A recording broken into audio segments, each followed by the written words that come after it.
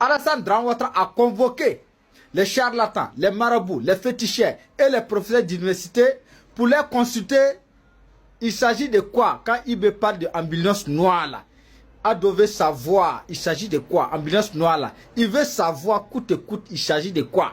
Ado, tu peux pas savoir. On dit affaire de l'albinos noire là, fait que Ouattara ne dort pas. Mais vous savez, cette histoire, ça me fait penser à quelle histoire? Ça me fait penser à l'histoire de Nebuchadnezzar dans la Bible.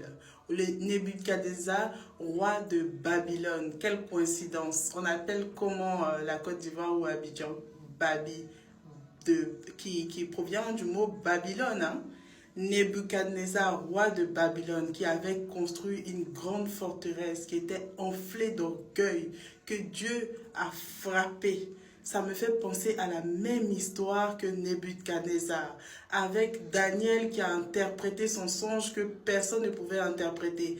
Même les mages, même les sorciers, même les érudits, les intellectuels, personne ne pouvait interpréter si ce n'était que Daniel qui a pu interpréter ce songe. Nous sommes dans le même cheminement.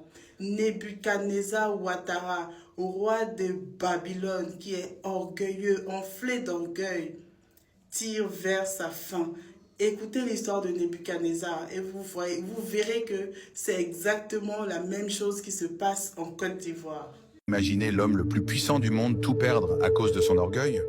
Nabuchodonosor, le roi de Babylone, pensait qu'il était invincible. Il avait construit une ville magnifique, mais il avait oublié qui détenait vraiment le pouvoir. Dieu l'a humilié de manière surprenante. Il a perdu la raison et a vécu comme un animal, mangeant de l'herbe, loin de sa gloire. Pendant 7 ans, La seconde année du règne de Nebuchadnezzar, Nebuchadnezzar eut des songes. Il avait l'esprit agité et ne pouvait dormir. Le roi fit appeler les magiciens, les astrologues, les enchanteurs et les chaldéens pour qu'ils lui disent ses songes. Ils vinrent et se présentèrent devant le roi. Le roi leur dit, « J'ai eu un songe, mon esprit est agité, et je voudrais connaître ce songe. » Les Chaldéens répondirent au roi en langue araméenne, « Ô roi, vis éternellement. Dis le songe à tes serviteurs, et nous en donnerons l'explication. » Le roi reprit la parole et dit aux Chaldéens, « La chose m'a échappé.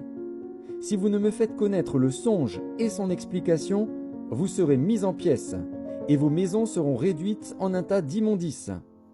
Mais si vous me dites le songe et son explication, vous recevrez de moi des dons et des présents et de grands honneurs. C'est pourquoi dites-moi le songe et son explication. » Ils répondirent pour la seconde fois, « Que le roi dise le songe à ses serviteurs, et nous en donnerons l'explication. » Le roi reprit la parole et dit, « Je m'aperçois, en vérité, que vous voulez gagner du temps, parce que vous voyez que la chose m'a échappé. Si donc vous ne me faites pas connaître le songe, la même sentence vous enveloppera tous. Vous voulez vous préparer à me dire des mensonges et des faussetés, en attendant que les temps soient changés. C'est pourquoi dites-moi le songe, et je saurai si vous êtes capable de m'en donner l'explication. » Les Chaldéens répondirent au roi, « Il n'est personne sur la terre qui puisse dire ce que demande le roi. Aussi jamais roi, quelque grand et puissant qu'il ait été, n'a exigé une pareille chose d'aucun magicien, astrologue ou chaldéen.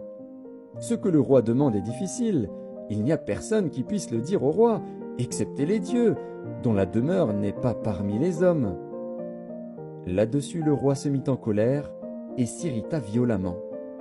Il ordonna qu'on fasse périr tous les sages de Babylone. La sentence fut publiée, les sages étaient mis à mort, et l'on cherchait Daniel et ses compagnons pour les faire périr.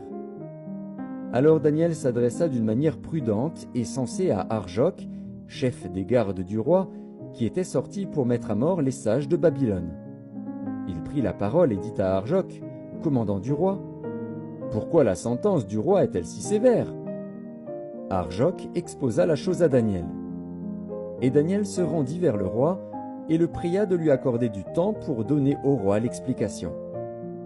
Ensuite Daniel alla dans sa maison et il instruisit de cette affaire Hanania, Mishaël et Azaria, ses compagnons, les engageant à implorer la miséricorde du Dieu des cieux afin qu'on ne fît pas périr Daniel et ses compagnons avec le reste des sages de Babylone.